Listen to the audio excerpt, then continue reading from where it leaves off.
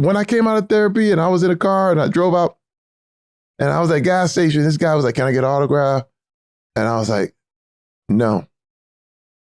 And the guy was like, come on, man. I said, no. Now the guy probably thought I was crazy. But I'm fresh out therapy. I'm working on my stuff right now. I'm working on no, I don't have to give you an autograph, man. I don't owe you that. He's like, damn, all right. You know? And then I got in the car and shook and cried. Because I never done that. Yeah. Because I felt like I had to do it.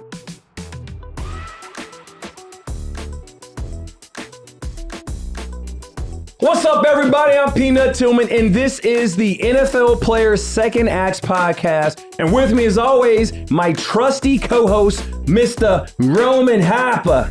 What was that, Boston? That was like Boston. Our last guest was he was from Boston. No. He's tried New York. He's tried Texas. It's fine. It's whatever. Let's talk about the guest here.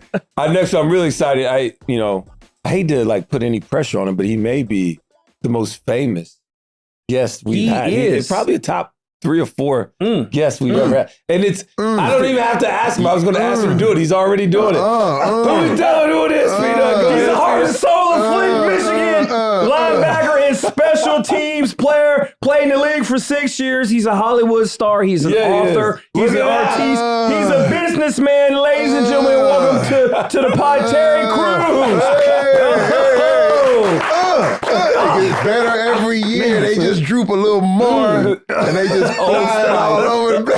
We gotta get that Euro workout today. When we go to the gym, we gonna get that Euro workout. Euro training. Indeed. I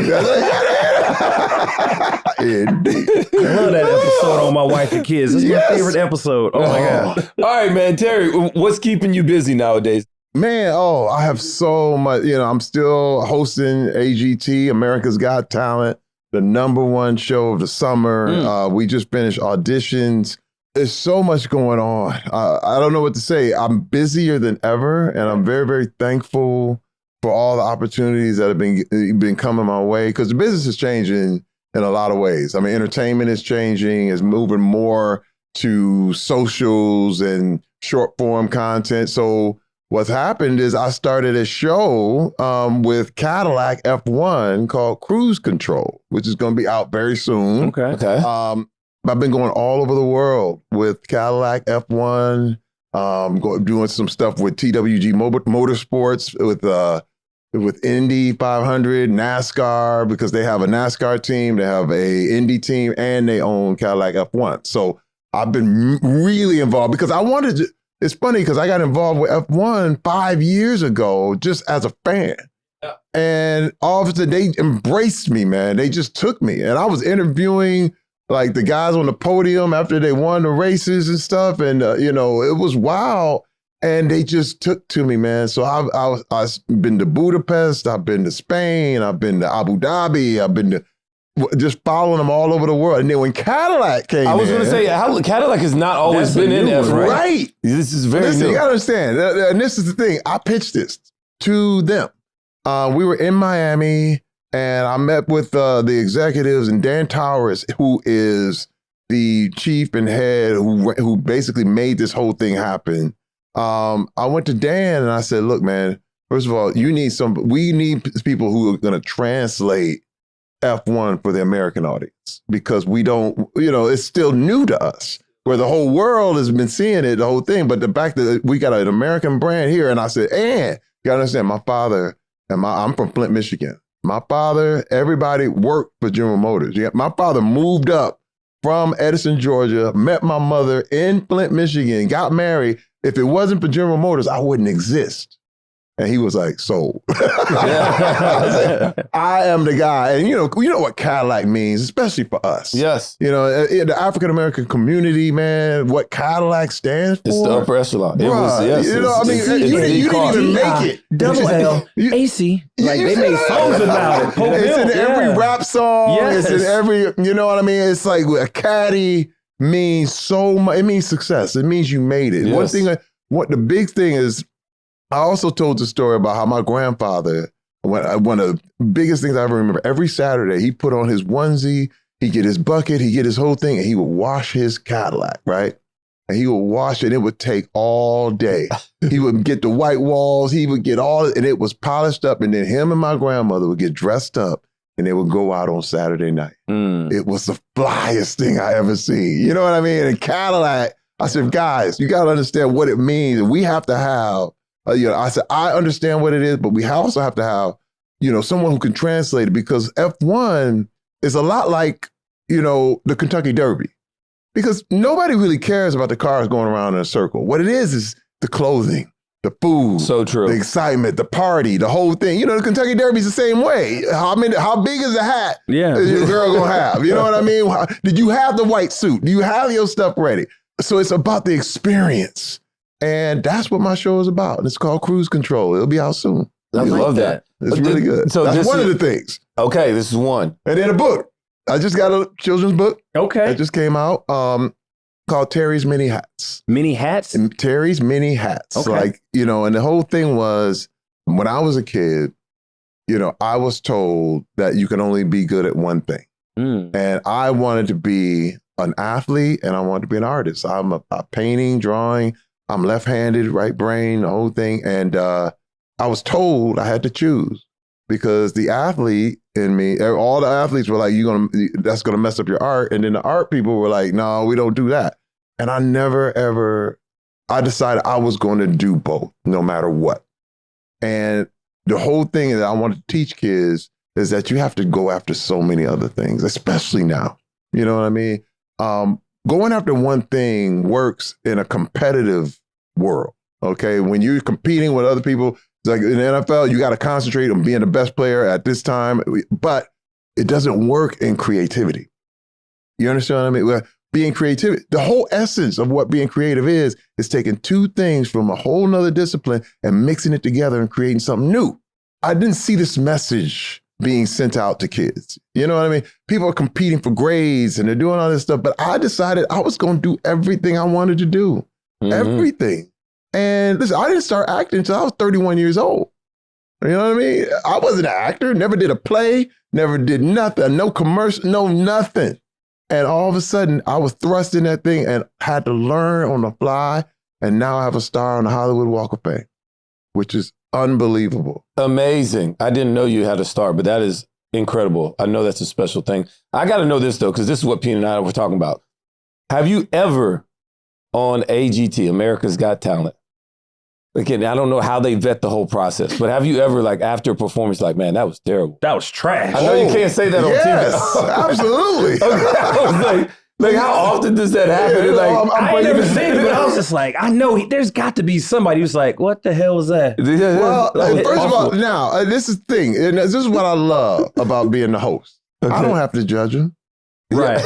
I don't. Usually the red buzzers will tell you everything you need to know. And it's like, oh, and I'll look at them like, oh, I'm sorry, it didn't work out. Man, you can always come back and the whole thing. And now this is the big thing that I love about being the host. It reminds me of myself. In what way? Because I always wanted the dream of entertainment. I didn't know I was going to be acting, but I knew I was going to be involved in Hollywood. You have to understand, this is back in 1989, actually 88, when me and my wife were dating, I promised her, I said, babe, when we get married, what we're going to do, we're going to play in the NFL, then we're going to move to LA and we're going to make movies. I said this. I claimed it. Usually when I do all that stuff, I will talk all of my dreams all the time and it would get me in trouble. You know what I mean? People are like, man, come on, man. But I knew, I spoke it and I knew that's what I wanted to do. I knew Hollywood. Ever since I saw Star Wars, I knew I wanted to be involved. And I was thinking behind the scenes, y'all, like I had no idea it would be in front.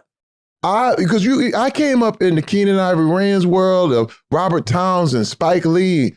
People were grabbing cameras. And let me tell you, Spike will even tell you, he's like, man, we didn't go to a film school to get a degree. We went to film school to get the equipment. That's what we wanted, because you couldn't get the equipment unless you had it from the school. Right. And so when he did She's Gotta Have It, and then Robert Townsend did Hollywood Shuffle. These movies that were like, whoa. And this is in the beginning of this real guerrilla movement where guys were grabbing cameras and doing, and I even did it. Me and my boy, we played on the Rams together, and we shot a terrible little movie in Detroit, man. We got kicked out of locations. I mean, we ran out of money. Yeah. What was the name of this horrible? It was called Young Boys Incorporated. Okay. And it was about gangs and stuff, and it was terrible. Okay, I'm just telling you, we didn't know what we were doing, and I loved it. Let me tell you, I loved it.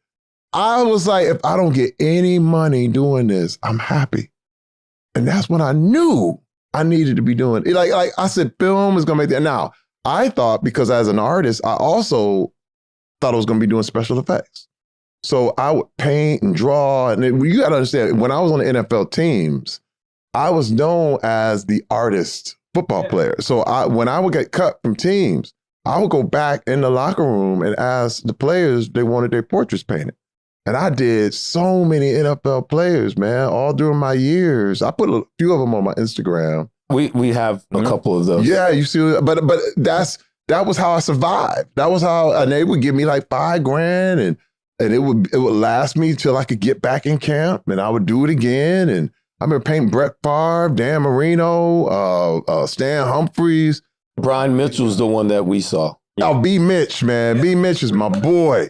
Brian, listen, he gave me money to help me survive. I was able to feed my family. Big bro was looking out. But I had been cut already. You see what I mean? So it was one of the things but I said, I'm going to use this ability to do it in the and do it with Hollywood. And I have my portfolio in at Disney, at DreamWorks, at Hanna-Barbera. But this was the problem. Toy Story had just come out. So this is now computer graphics. And I was like, oh man, and I remember doing all my stuff for animation. I thought I was going to be in animation. And they were like, we need, computers. I was like, oh man, no, I don't. And I was back to square one. Man, I was heartbroken. And I'll never forget, I was doing security for movies. And then I was doing a bouncing at the same time. So I would do my whole day of security on the movie set, and then I would bounce. And a guy came up to me and he said, hey man, they got this audition going down in Santa Monica. You want to try it? And I was like, and I kept getting people saying, you need to try this. And I was like, man, I don't know. What was it? It was a show called Battle Dome.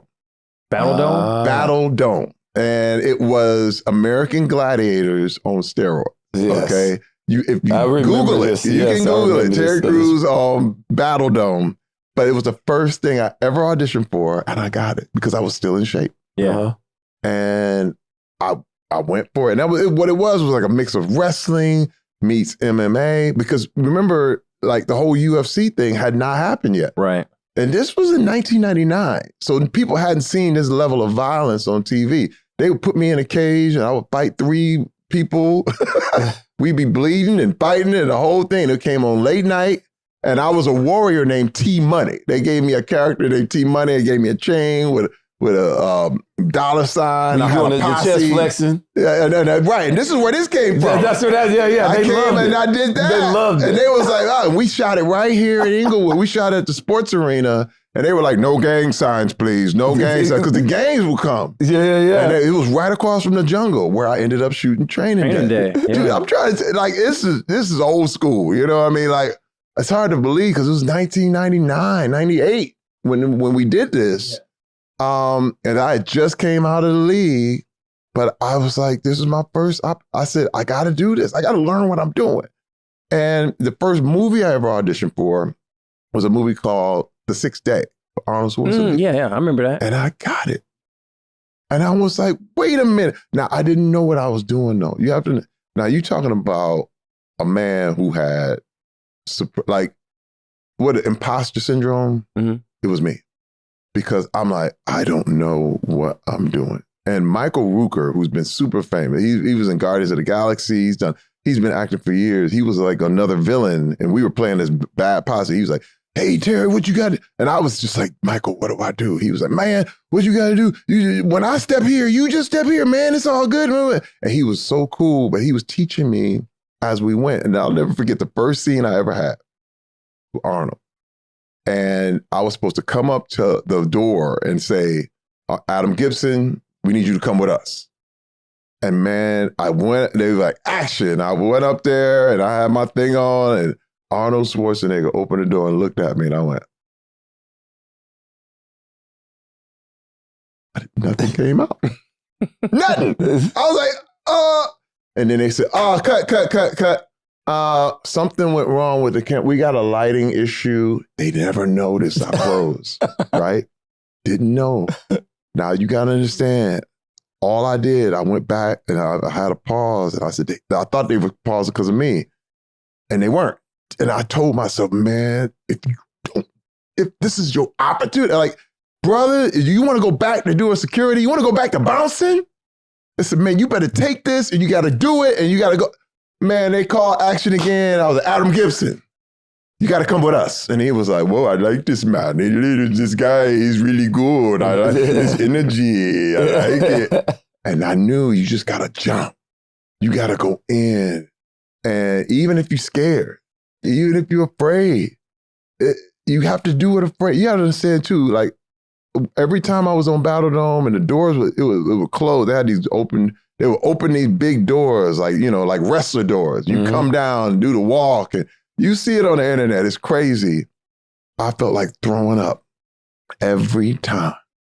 Like, there was no peace. I was like, oh my God, I don't know what I'm doing. I don't know what was happening. And I thought I was going to get hurt, because these games were dangerous, man. The games were crazy. These people were coming to kill us, But I said, this is the only way. The only way out is through. And I went in, and oh my God. But every time those doors open, I changed into another person. Yeah. I changed into T-Money. And I did. And it was like taught me how to act. And this is the way I've been learning. I learned by doing, and a lot of people always feel like, and I don't want to say this too, you might need a degree when you're a doctor or a lawyer. And you may need things that where it's really, really regimented and a lot of, paperwork and all things. But as an artist, you just have to do. You don't need a degree to be an artist. You just have to do it. You have to act. You have to paint. You have to draw. You have to sing. You have to play your instrument. You have to do it. There's nobody who's going to judge you but you. And whatever level you want to be at, it's all about skill level. You know what I'm saying? So when I started, I'll never forget doing Everybody Hates Chris, and Tashina was I was like, I can't learn these lines. She was like, Terry, sing the lines. You just sing them. I said, what are you talking about? She said, Terry, if you want to remember the lines, sing it as if you were singing a song. Like, I need you to come in here. And it's like, and I went, oh my God, she gave me the keys to the kingdom. But she'd been acting since she was a kid. And so I never hesitated to ask, like, well, what helped you here? What helped you there? And all of a sudden, I was getting major, major lessons from people who are superstars, who do have the degrees. Right. You know what I mean? And I'm acting with people with the Juilliard and all this stuff, and acting on plays and theater and all that. And I'm just going, okay. And I never stopped. And I took, the thing is, I said yes, probably to every challenge. Because if the feelings, if your stomach's not bubbling up, you probably don't want it. You know what I mean? If it's too easy, I wanted to always be uncomfortable. We did a series with Aaron Sorkin, who was like this really super playwright. And it was called Newsroom. And there I am, I'm acting with Jeff Daniels and all the, Dev Patel and all the, really, really, and you can't mess up. I would do a whole monologue and they would say, I'm sorry, we got to redo it. You said we, and the word was them. And I was like, but the same, it meant the same. And it was like, no. And that level of like, oh my God, I got it. And it made me better. But I did 5 of those episodes. It was on HBO. And I was like, whoa. And I realized I could do this. You know what I mean? Every time you get another challenge, force yourself into the fire, you know? And people thought it's funny because I have reams of notebooks where I would just write down all my lines and just keep rewriting them until I memorized it. I never stopped. I took the same effort that it took to get into the NFL and then applied it and just kept applying it. Even now, I hate being unprepared. I don't mess around with my preparation. I don't mess around with how serious I am with everything, you know. This is one reason why I don't drink. I don't smoke. I train for my future. You know what I mean? I train as if, like even now, You clearly still work out. Yeah, I just came out the gym. Like, literally 2 hours. You know? You don't say. Yeah, you know. Well, I ain't worked out in an hour or so, man. But my thing is, why does just working out have to be sports specific? Right. You know what I mean? Like that's a trick. A lot of people are like, I ain't playing no more, so why I got to do that? No, I train for life. It's lifestyle. You see what I mean? It's a lifestyle, man. And so, but I also felt that way about studying my having my backstory together and understanding what does this character want? What do I want to be? And then with my hosting, knowing who these people are, and knowing how to do interviews, knowing how to talk to people, understanding that, because that's what I mean. When I say I enjoy doing this, because I was that guy who drove all the way out to get to entertainment. So everybody on AGT is just like me. You know what I mean? It's their first time and they're walking in, and my job is to protect them. My job, again, like you said, have you seen people who are terrible? But I hold their dream for them. Yeah. That's awesome. You understand what I mean? Yeah. And let me tell you, we had some people, and this is another flip out, because there are some people who come on and they're actually very good, but they ain't the best, right? But they thought everybody's gonna love them. And it turns out they were disappointed. And I've had people in tears and they go, oh man, this, I always dreamed about this. This is what I'm preparing for. And I didn't do it. I say, welcome to the business. Anybody who's ever been in this business has been through exactly what you're talking about right now. I've been kicked out of auditions. I'll never forget the cast was like, what are you doing? Get out of here. And it's like, then you wonder, like, man, should I quit? What up? But it's one thing to lose, but it's a whole nother thing to accept defeat. You understand what I mean? To me, a loss is a teacher. You lose. I lost that audition, lost that job. What is it I need to know? What is it that you're not seeing? And that was the big turn. And I think that applies to everything, like almost any disappointment, anything. Okay, what is the universe trying to teach me in this moment? Because I had a whole life where I thought I was good and everything, because success can be its own problem. No doubt about that. Yeah. I'm sorry. I'm interviewing myself. I used to have a guy tell me, when you lose, don't lose a lesson. Like, y'all lost the game, or something bad happened, whatever. Yeah. But it's like, what's the lesson in that? Yeah. So that was when things happen that don't go the way you want them to. That's kind of what I try to tell myself. When you lose, don't lose a lesson. What are you supposed to learn from this? You've been doing this Hollywood thing for a while now. What's been one of the most gratifying jobs you've worked on since being a Hollywood superstar from Flint, Michigan? I can't say that there's a favorite, because it's almost or what's more gratifying. It's because it's kind of one big thing. But this is one of the most gratifying experiences I've ever had. Is when a young lady came up to me and she said, Terry, my little brother died of an illness, literally like 3-4 years ago. And she said, we have all your media, everything you've done in a box. And she said, we used to laugh when he was sick and we were in the hospital. We pull out the white chicks. We pull out Everybody Hates Chris. We pull out Brooklyn Nine-Nine. We pull out all those things, and he's not there anymore. He's gone. But I still pull them out. And every time I sit there and I just think about him laughing and how he loved you and what you mean to us. Bruh, I'm choked up thinking about it now. I mean, come on, man. Come on. When you talk about, see, it's bigger than you. Right. You know, and if you could, the fact that someone was blessed by something I did or had done in that way, you know, entertainment is very important. You know, some people say, I said this to Shannon Sharp, you know, people say, well, you know, doctors and people, they should get, you know, same money as entertainers or sportsmen and athletes. But I'm like, hey, man, we have a bigger audience. Yes. It's not really about, what it is how many people do you serve? You know what I mean? A lot of people think it's what you do, but that's not true.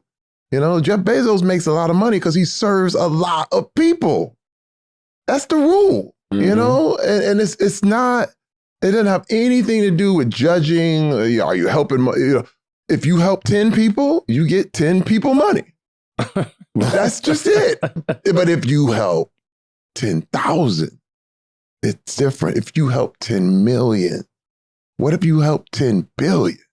You see? And what has affected me, and there's no place in the world where I'm not known. Blows my mind. I went to Australia for the first time, and they're like, Terry Crews. I go to Korea for the first time. Terry Crews. This is the power of what entertainment is. It's the power of what we do. You know what I mean? Listen, the prime Australian rules football player in Australia could come over here and nobody know who he is. My friend Thierry Henry, who's one of the superstar soccer player. He played for the New York Red Bulls so he can have a real life. So he's like, I can walk and get coffee. I can't do that in France. I can't do that in the UK. He said, but he could walk around in the street. He said, I wanted to know what it was like. I said, but I go anywhere in the world, man. And I've been everywhere, from South Africa, all to Japan, Abu Dhabi. All the continents. And they're like, Terry Crews. You know, it's funny, Terry, because Mr. Henry was actually with us at the Super Bowl a couple of years ago. And he was just walking by. One of our guys who's not here, Taylor flipped out. It's like, oh my gosh. Yeah. I got a picture with him. And then nobody else said a word to him. He just walked around. I'm like, it's crazy. I'm like, how does anybody not know who that is? There's a statue of him outside of the Arsenal Stadium in the UK with him just, and you're like, it's like Kobe. Yeah, it's like, how do you not know that guy? But that's America. That is America. Everywhere in the world. Oh, man, he can't go anywhere. Wait, you got to understand, the first time I met Thierry, he had a decoy car. Really? He had 2 cars. And the security they would put them in one and then they'd have a fake dude that would go in the other. And they had to split. That's Thierry Henry's life. That's a whole different level. That is you a whole understand what I that's mean? a whole different world. level And they were parked outside the hotel. And I was like, dang. That's a level of fame that I was like, what? Does it blow your mind that out of all the movies and things that you've done, you're a football player, you have, you played in the NFL, you become this actor, and the role that everybody remembers the most is from White Chicks. like it's crazy. I love it. The movie was hilarious. You know what's crazy? Go skiing. It's snowing up in here. It's like those things are like the most famous thing. Think about it. I was thinking about this the other day. First of all, if you were a musician and you had a hit song, you sing that song for the rest of your life. That's true. Yeah. You can get paid on that song for the rest of your life. Oh, that's my jam. That's my jam. You'll be 83 and they'll be like, oh, here comes the jam. Somebody's watching me. That's your one hit, right? Yes. First of all, I'm a one-hit wonder and I don't even sing the song. Literally, that song and me have been attached from 1,000 Miles by Vanessa Carlton is attached to me, which has made me this world, and it translates beyond. And now you have to understand this too. Comedy, you will always forget what makes you cry, but you will never forget what made you laugh. Never. That's why when you go, oh my God, that's that one dude that's like, if you see a movie or whatever, remember, she's your queen to be. You'll never forget that. Because everybody was bawling, laughing, the whole thing. And I said, I embraced it. I said, oh my God, what an opportunity. I've been given something nobody else had. It flipped me out. And I remember when it first came out, the movie came out, and the producer said, Terry, your life will never be the same after this. Because again, remember, I work with Keenan Ivory Wayans. I remember my dream was to do stuff with this guy. And here I am working with the Keenan Ivory Wayans and the Wayans family, the funniest family. They're the Jacksons of comedy, right? And here I am. And Keenan said, I said, so what do you think? Keenan's like, man, just do what you do, bro. Just do whatever you want to do. You killing it, man. And he lets me go. And you understand? And I got everything I learned on comedy, I got in the locker room. In the locker room. Because first of all the players are cartoons. I was watching these guys and I was like, ooh, I'm taking that. Ooh, I'm taking that. There was players that were doing crazy stuff. And I was like, ooh, yep. Mm-hmm. And I started to channel all of those things that I got in the locker room. And when I put it into that movie, people were like, what? I know this dude. I know this. Yeah. It was so perfect. And like I said, it was a confluence of things that all connected together. And now, because you don't have that many comedies anymore. So what's happened is nostalgia has re-upped. Not only is it good, now every year new kids turn 13 years old, and the first movie they want to watch, like, Dad, can I watch White Chicks? You know what I mean? And they watch it, and so I go to the mall, and they're like, whoa! So there's a whole new crop that learning you all over again. All over again. That's so true. Every year, mind you, because it's like a whole group. Listen, and I'm gonna tell you this, I get goosebumps, man. This is wild. My baby. She right now is 23 years old. She was 3 years old when I was doing that movie. She was on the set. She's 3 years old, walking around, and we were doing our thing. Me and Marlon, I'll never forget, we at the table. He spitting his toenails into the water glass. Right? And I'm like, oh man, listen, man, we making fart jokes. I'm thinking, ain't nobody go. Yeah. Dude, she's in college 20 years later, sitting on the rooftop of her college. And the film they're showing the whole school is White Chicks. And they are on a roof and they're playing it for the whole faculty and the kids, and they're cracking up. And my daughter is like, oh my God. I come out the Speedo, she's like, Lord. But I said, what is that? Like 20 years later. How powerful. And it's bigger than ever. Wait, first of all, it's not going anywhere. And wait till we do the second one. Wait.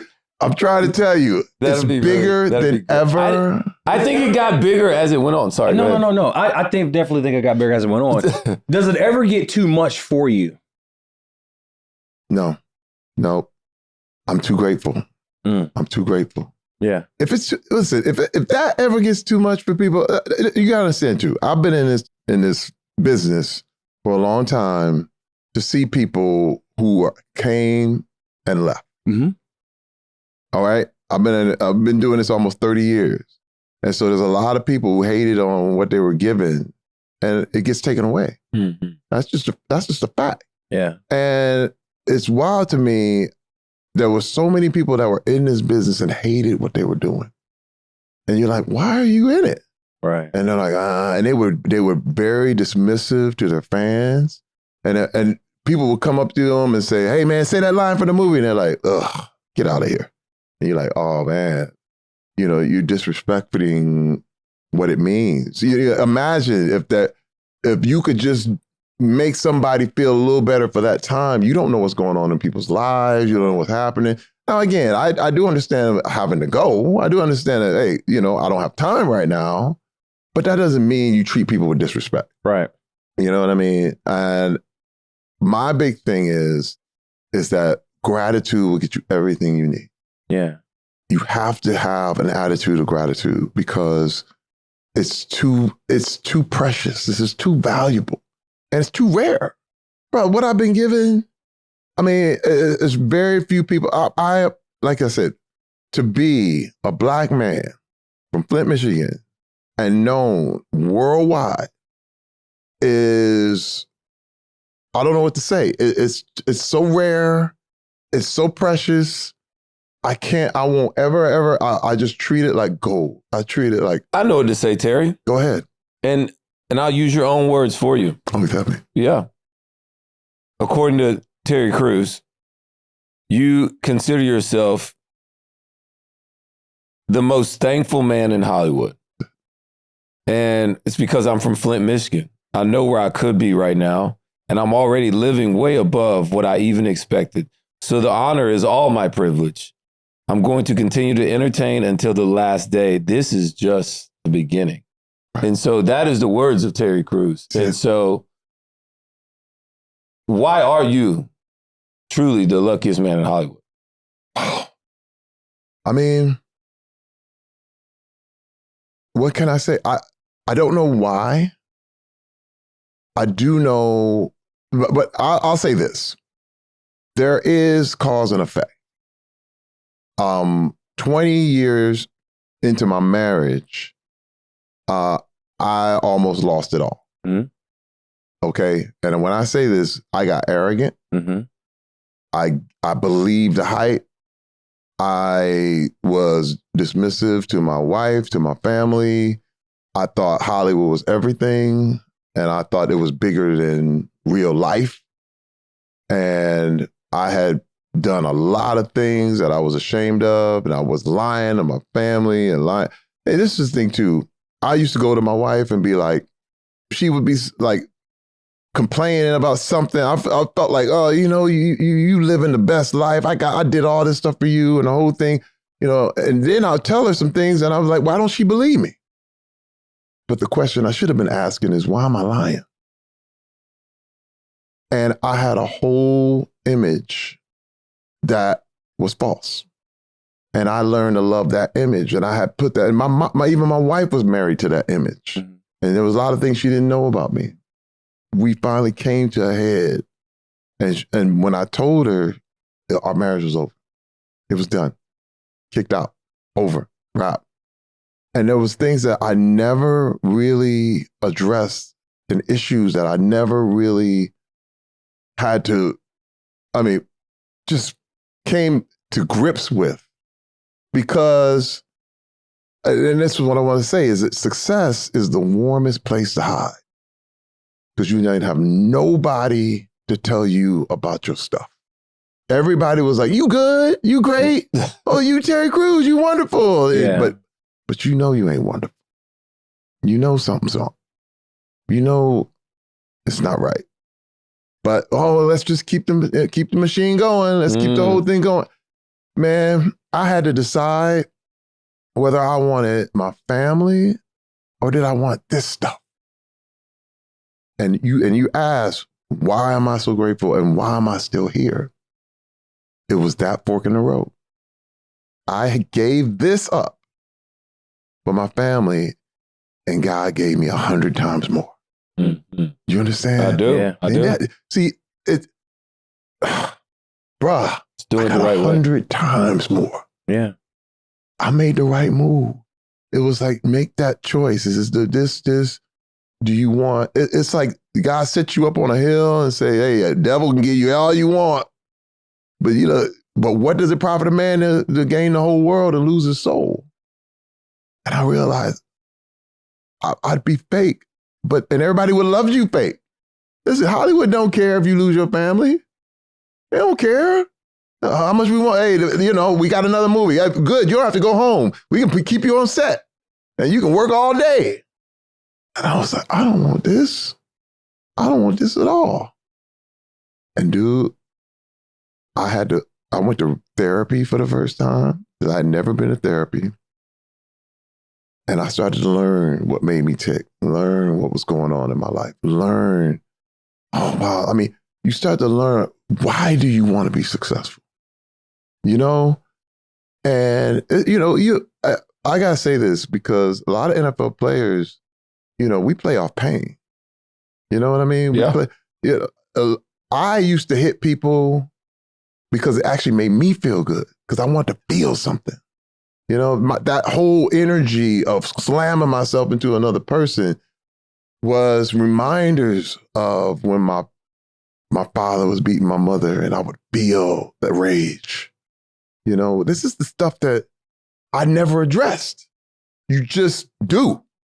And again, road rage works in the NFL, but it doesn't work outside of the league. You understand what I mean? Those same traits don't work in real life. You can't do that in a business setting.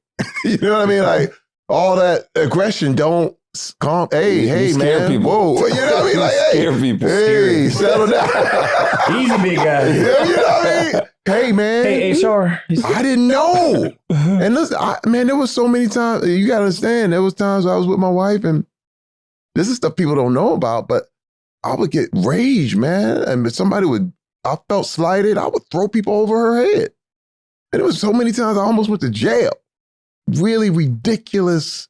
Like, why would you just waste this? Why would you put yourself in this position? Oh, no, you ain't doing me like this. Wait a minute. Yeah. Wait a minute. Calm down. But that worked. I remember getting into fights in camp just so I'd be noticed. You know what I mean? You don't want to disappear. It's so true. But that don't work in a real job. That doesn't work with your coworkers. You can't be fighting people. Right. And what I'm just telling you, that's and now another thing is my version of NFL is a lot different than what it is now. It was the no fun league. Okay. There was no celebrations. If you were caught smiling, you didn't take this serious enough.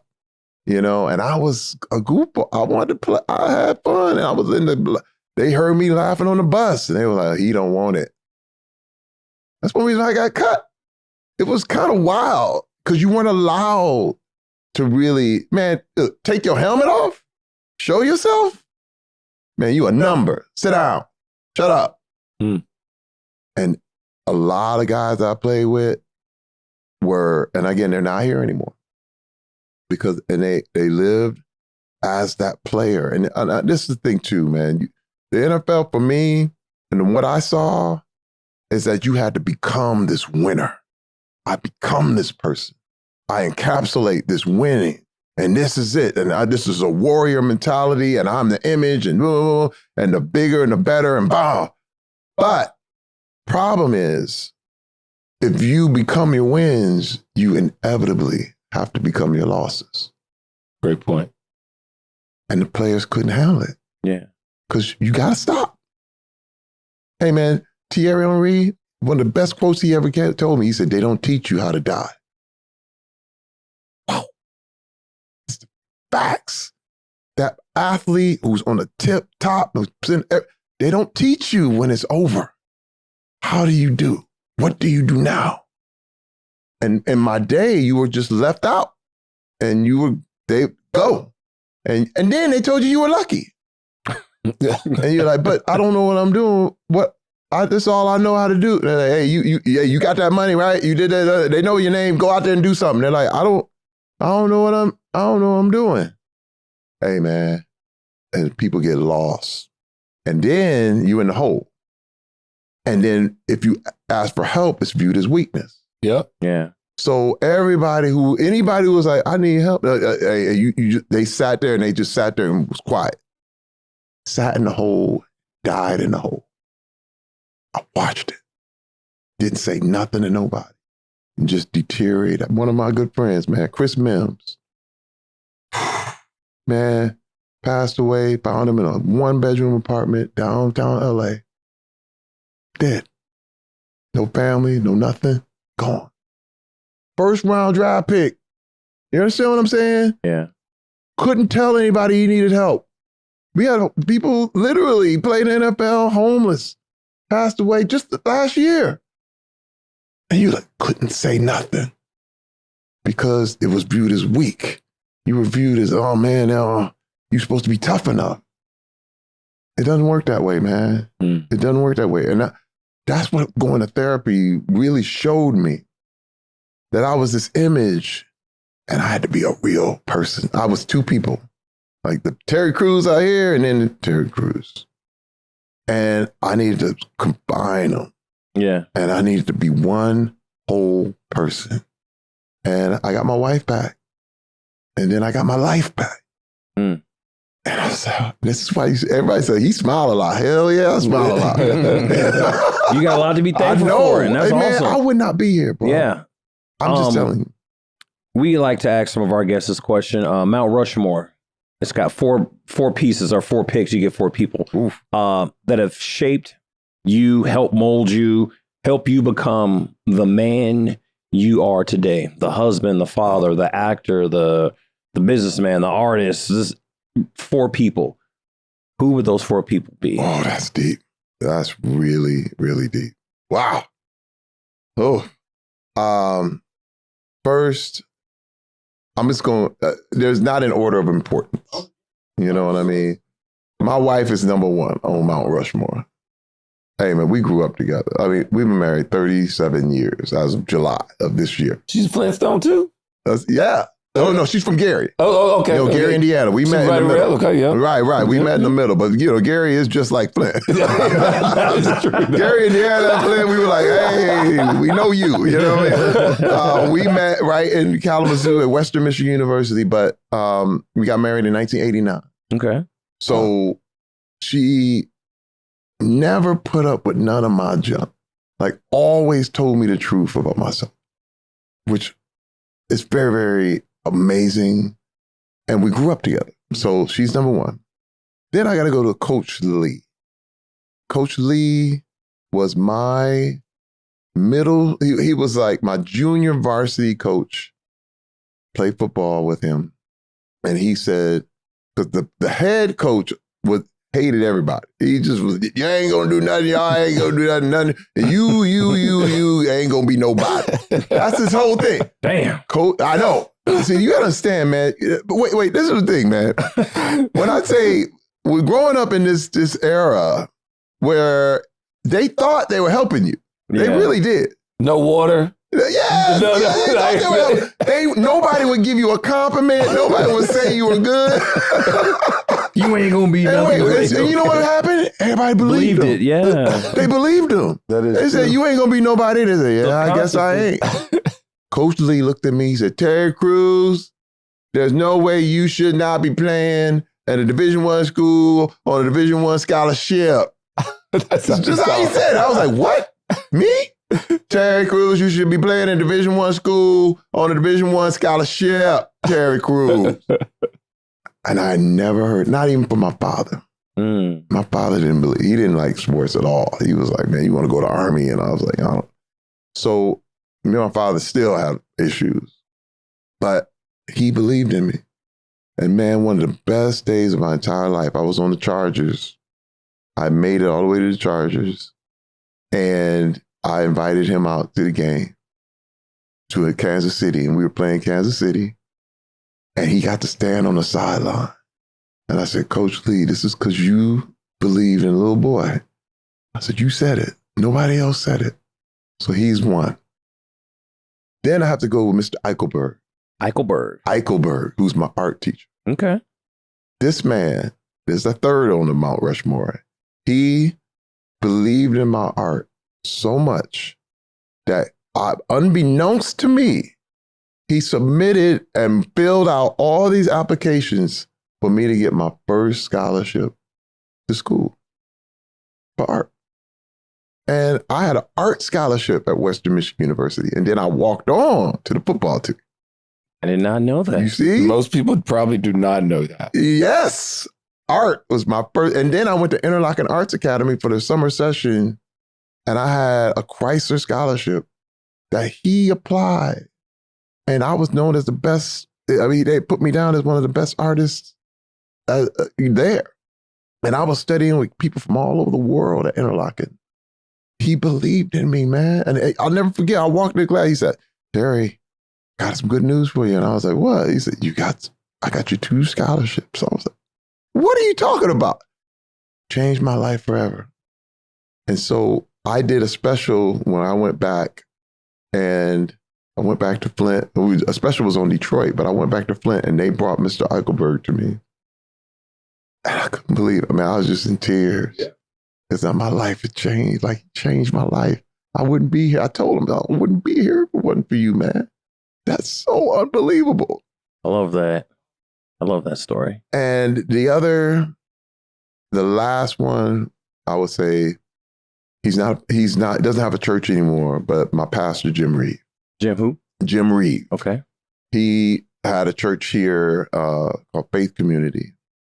And when me and my wife, at this period in time, when we were breaking up, he gave me the best advice I ever received. He said, Terry, I can't promise you're going to get your wife and family back, but you need to get better for you. Now, understand, that's a whole different concept. Because as men, we do everything for Scooby snacks. You know what I mean? It's like, okay, I'm going to take out the garbage. I'm going to get sex. I'm going to do this to get my money. I'm going to do this to get my props. You know what I mean? I got, all right. But to get better for yourself, that's a whole nother concept. Yeah. Just self-improvement. For the sake of improvement? Like, what? And it changed the way I saw everything. Because it wasn't about getting my wife and family back. Because most times people do that stuff. So, okay, are you ready? I did this, so now you're supposed to come back. Mm-hmm. No, there was no guarantee. In fact, we're probably going to get divorced. And now you got to live the rest of your life. You know what I mean? And now you have to be good for you. And I went, and this is the thing that a lot of men have a hard time with, is self-care. Because you feel selfish. You feel like, man, okay, if I take time off and whatever, or if I rest a little bit, then people gonna look at me like I'm soft or whatever. It's always this, we've been fed a lot of stuff on media and movies. I saw a movie where the Rock got shot and kept going. I said, hey, man, that's not real, man. Hey, how many movies you see? Like, hey, man, that knee wouldn't have took that. You know what I mean? But movies are movies. And bam, he gets shot and he kills. Still, no, you're going down. And what happens is people die in that spot because they living in a movie. Yeah. And he taught me that. He said, you got to live in reality. We can't go off how the world should be. We have to go off how the world is. And you need to stop. And you need to take care of you. Because right now, this is a very pivotal moment in your life. And that changed everything for me. And even now, I'm not shy about, I need some rest. I'm going too hard right now. I need to chill a little bit. I need to take, and listen, I couldn't tell people no before. Because you feel like, I remember the first time I came out of therapy, this is why I was in therapy, and they said, what if a director tells you to do something you don't want to do? I said, oh no, we got to do it. He said, no, you don't. No, you don't. You just tell the director no. I said, no, but I'll get fired. They said, well, you get fired, then do something else. I'm like, but I can't do that. I hear it as a player, and as a a player in the NFL, and as an actor, I was always like, all right, I got to do. He's like, no, you don't. Terry, tell him no. That was new to me, man. You understand? Yeah, it was new.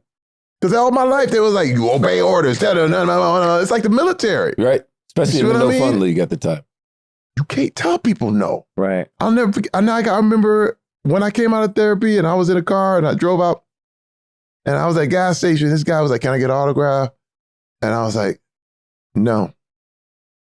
And the guy was like, come on, man. I said, no. Now the guy probably thought I was crazy. But I'm fresh out therapy. I'm working on my stuff right now. I'm working on no, I don't have to give you an autograph, man. I don't owe you that. He's like, damn, all right. You know? And then I got in the car and shook and cried. Because I never done that. Yeah. Because I felt like I had to do it. Man, there was times my whole family was sitting there and people come to the table and I'm signing autographs. My wife was like, why are you signing autographs? You got your wife and kids here. Well, this is my business. This is what I do. This is what I couldn't tell people no. Now I practice it. Not today. I'm sorry. I have to go to another meeting. Sorry about that. And if they don't accept it, they don't accept it. But it was nice. Hey, I'm not rude. Yeah. I'm just like, hey, not today.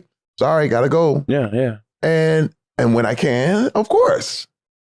But those things, these are the littlest things, man, that are pivotal, that are the keys between making it or dying. You see what I'm saying? Mm-hmm. And it seems so like, well, it ain't that deep. It's always that deep. Guys, it's always that deep. You don't even know it. You don't even know what's in you. You don't know why you do what you do until you start sitting down and examining like, whoa. Yes. Whoa, why did I ever want? Whoa, this is why I wanted to do that. This is why, wait. And my big thing now is just to tell players, be honest, man. Be honest. It's okay. You know what I mean? Tell when you hurt. And listen, man, and I was from the day of the league where, I'll be honest, we been in there and you couldn't say you was hurt. And you were. Couldn't say it. Wrap that hamstring up tight as you could. Because if you can't play this game, you're gonna get cut. But I also understood, wait a minute, I got kicked out into my destiny. You know? Mm-hmm. And I had to say it over and over and over again. The best thing in my life hasn't happened to me yet. The best thing has not happened to me yet. I love the NFL. The NFL is a wonderful thing, but it ain't the best thing that's gonna happen to me. There's going to be better that happens to me. You understand? And every player needs to know that.